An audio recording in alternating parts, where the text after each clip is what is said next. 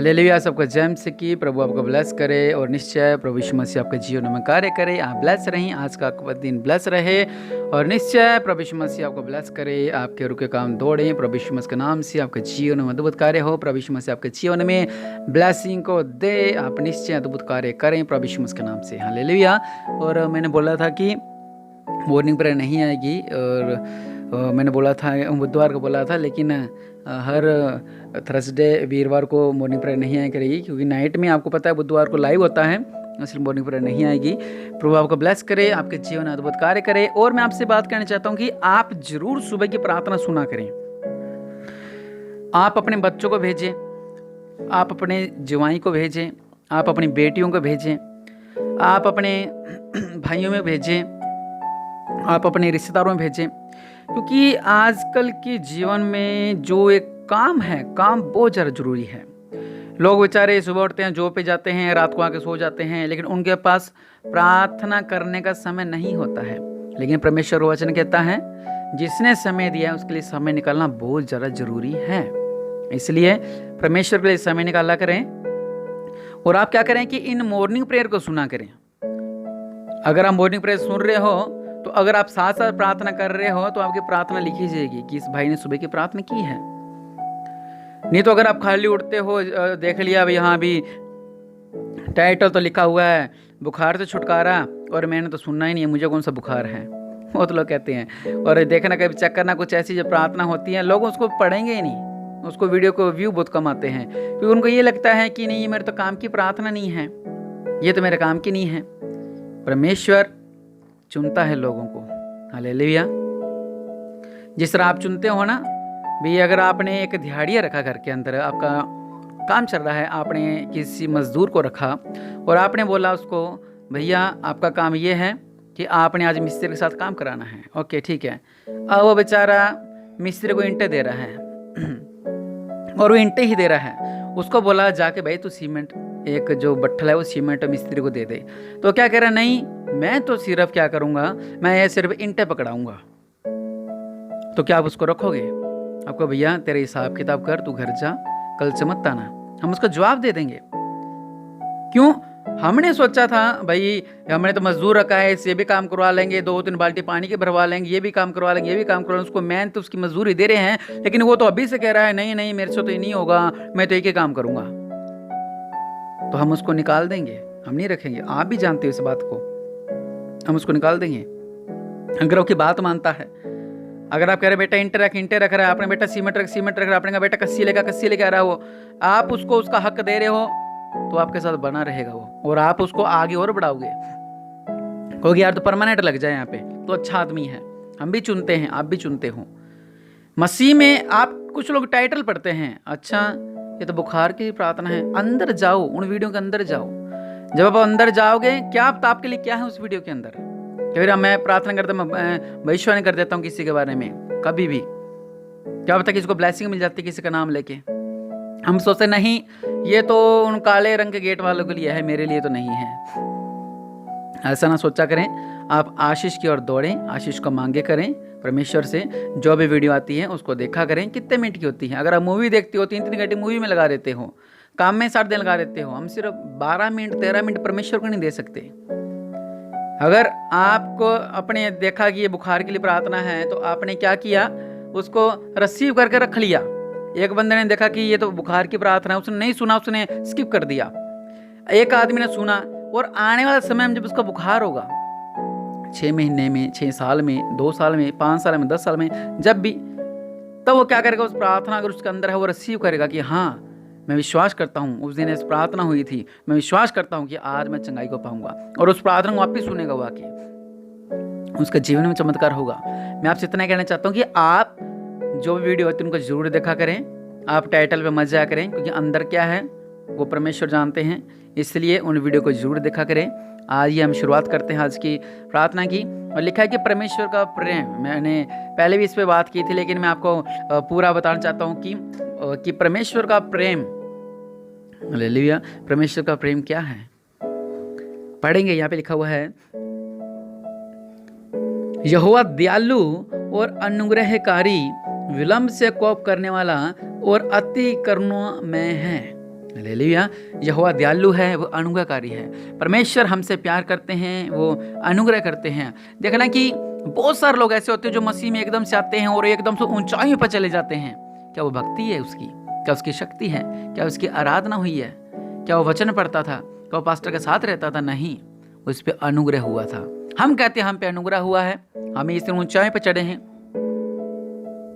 मेरा जीवन क्या था, परमेश्वर ने क्या किया है, और एक परमेश्वर का अनुग्रह हुआ है मेरे ऊपर। हालेलुया।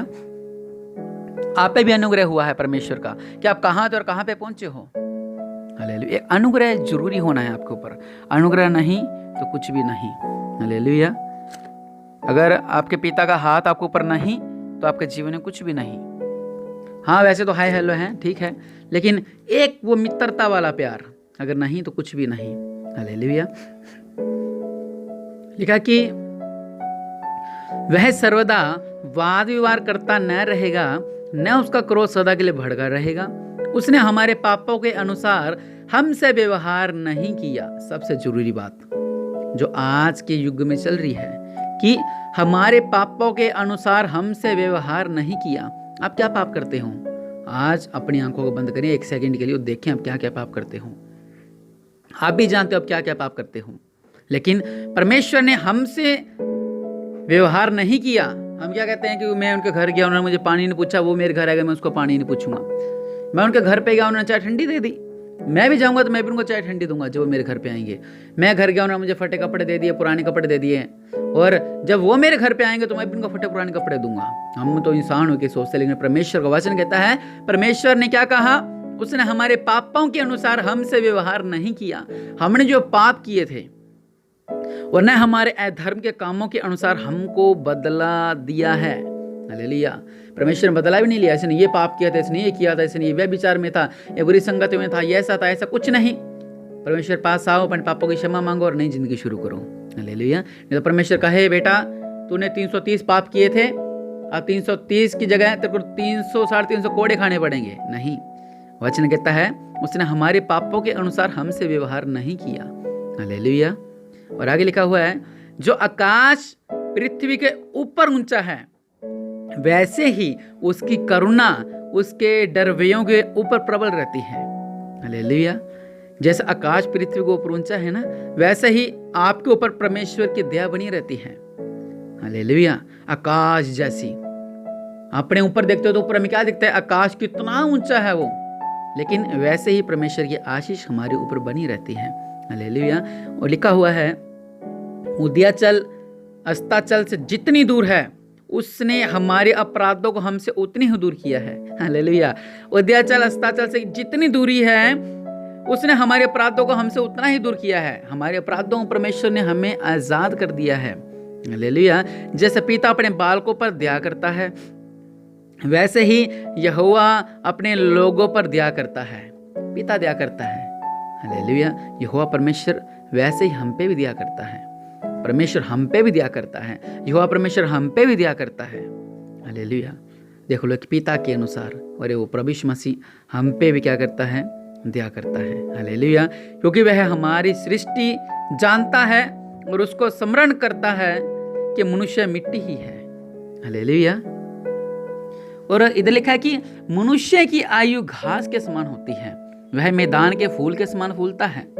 जब पवन लगते ठहर नहीं सकता और न वह अपने स्थान में फिर मिलता है, परंतु यहोवा के करना उसके डरों पर युग युग और उसका धर्म उसके नाती पोतों पर भी प्रकट होता है। फिर से पढ़ूंगा इस अच्छी लाइन को कि मनुष्य की आयु घास के समान होती है। आपको पता है कि हमारी भी पहले पार्क होती थी छोटी सी, तो आज बहुत साल पहले, और जब तेज धूप पड़नी, यहाँ पे आपको पता है कि 40 डिग्री गर्मी रहती है, 40 प्लस हो जाता था, 49 डिग्री 48 डिग्री होता था, तो घास सूख जाता था। जितना पानी देते थे वो सूख जाता था, वो रह नहीं पाता था। 2 दिन पानी नहीं दिया वो सूख जाता था, वो उसने पीला पीला हो जाना। वचन कहता कि मनुष्य की आयु घास के समान है, कभी भी सूख सकती है। आपने देखा होगा, पता नहीं है वो कैसे मर गया, वो उसका एक्सीडेंट हो गया, वो तो अच्छी तरह बाइक चलाता था, वो तो अच्छी तरह कार चलाता था, उसका एक्सीडेंट कैसे हो गया? अच्छा, हम सुनते हैं लोगों से, लेकिन वचन कहता है कि मनुष्य की आयु घास के समान होती है, वह मैदान के फूल के समान फूलता है, जो पवन लगते ही ठहर नहीं सकता। मतलब जब हवा लगती है वो फूल आपको जो पता, जब आंधी तूफान आते तब क्या होता है, फूल टिके रहते हैं, झड़ जाते हैं सब। अब आपको पता होगा कि बड़े बड़े जो बिल्डिंगें गिर जाती हैं तो फूल क्या चीज़ है। हमारे भी पेड़ लगे हैं, वो भी टेढ़े हो जाते हैं कई बारी। तो मनुष्य की आयु ऐसी है, तूफान आया, आंधी आई, फूल गिरा, वो खत्म। लेकिन जो मसीह में है उनके लिए क्या आशीष है, मैं पढ़ता हूं। परंतु यहोवा की करुणा उसके लोगों पर युग युग और उसके नाती पोता पर भी प्रकट होती है। हालेलुया। उसके नाती पोता, आपके नाती पोता पर भी परमेश्वर की दया प्रकट रहती है। लेकिन आगे और लिखा, अर्थात क्या लिखा है, उन पर जो उसकी वाचा का पालन करते हैं। किन पे? नाती पोता पर भी आशीष रहेगी, लेकिन जो यहोवा परमेश्वर पर विश्वास करते हैं, जो उसकी वाचा का पालन करते हैं और उसके उपदेशों को स्मरण करके उन पर चलते हैं। परमेश्वर के वचनों पर चलते हैं, जो परमेश्वर के वचनों को मानते हैं, जो उसकी वाचा का पालन करते हैं, जो परमेश्वर की कही हुई बातों पर चलते हैं, उसके जीवन में अद्भुत कार्य करते हैं।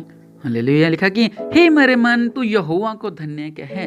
आपके नाती पोते भी आशीष को पाएंगे, लेकिन जब आप परमेश्वर से उसके साथ चलोगे तब।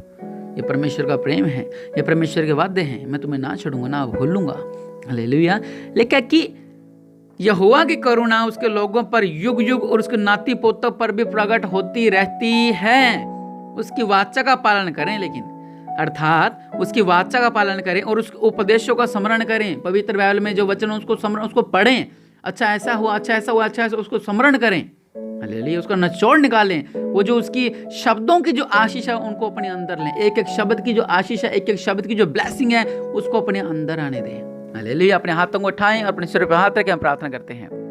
मेरे पिता, दया करने वाले परमेश्वर प्रभु जी, सच में मेरे पिता परमेश्वर प्रभु जी, आपने जो वादे किए हैं आप उन वादों को पूरा करते हैं मेरे पिता परमेश्वर प्रभु जी। और आज से मेरे पिता परमेश्वर, मैं सुबह प्रार्थना सुना करूंगा मेरे पिता परमेश्वर प्रभु जी। और आपके नाम से सच में आपका प्रेम महान है मेरे पिता। आप हमारे नाती पोतों तक आशीष देते हो मेरे पिता परमेश्वर प्रभु जी। लेकिन हम ही हमारी कुछ कमियों के कारण हम भटक जाते हैं मेरे पिता परमेश्वर प्रभु जी। लेकिन आज तक हमसे कोई भी गलती गुनाह हुए हैं तो मेरे पिता परमेश्वर प्रभु जी मुझे माफ करो।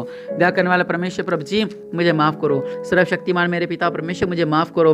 आप सर्वदा हैं, आप महान हैं, आप राज्यों का राज्य हैं मेरे पिता परमेश्वर प्रभु जी। आपके हाथ में आकाश और पृथ्वी है मेरे पिता परमेश्वर प्रभु जी। सच में आपने हमारे अपराधों को क्षमा किया है, आपने हमारे अपराधों को दूर किया है, आपने हमारे पापा को क्षमा किया है। हाँ, मैं विश्वास करता हूँ मैं पापी था, लेकिन मेरे पिता परमेश्वर आपने मेरे पापा को क्षमा किया है मेरे पिता। बपतिस्मा लेने के बाद भी मैंने कुछ गलत काम किए हैं, लेकिन मेरे पिता परमेश्वर प्रभु जी आज मैं उन पापों से क्षमा मांगता हूँ मेरे पिता परमेश्वर को। आपको वचन में लिखा हुआ है मेरे पिता परमेश्वर कि आप माफ करते हो, आप बदला नहीं लेते, उसके बदले ये उसको बदले नहीं, बल्कि आप हमारे पापा को क्षमा करते हैं मेरे पिता परमेश्वर प्रभु जी।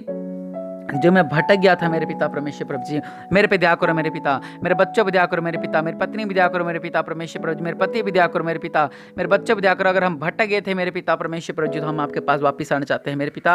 अपन दया वाला हाथ हमारे ऊपर रखो मेरे पिता परमेश्वर प्रभु जी। अपनी आशीषें मेरे जीवन में लाओ मेरे पिता परमेश्वर प्रभु जी। अपना दया वाला हाथ को बढ़ाओ मेरे पिता, मेरे जीवन में अद्भुत कार्य करो, मैं ब्लेस रहूं, मेरा परिवार ब्लेस रहे मेरे पिता। और इस सुंदर प्रार्थना के लिए आपको धन्यवाद देते हैं मेरे पिता परमेश्वर प्रभु जी। इन्हें ब्लेस करो मेरे पिता।